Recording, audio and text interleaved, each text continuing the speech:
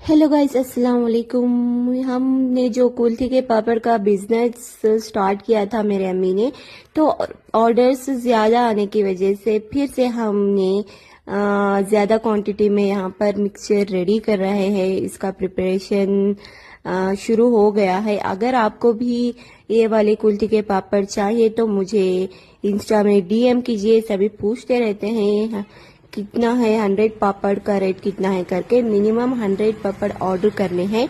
आप अगर कर्नाटका से हो तो 100 पापड़ को 250 रुपीज है, विथ शिपिंग चार्ज 250 है।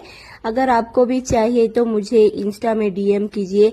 अगर ऑर्डर ज्यादा आने लगे तो मैं आपको मेरा व्हाट्सएप नंबर दे दूंगी, तो आप उसमें ऑर्डर कर सकते हैं। फिलहाल के लिए आप मुझे इंस्टा में डीएम कीजिए अगर आपको भी ये वाले कुल्थी के पापड़ चाहिए तो।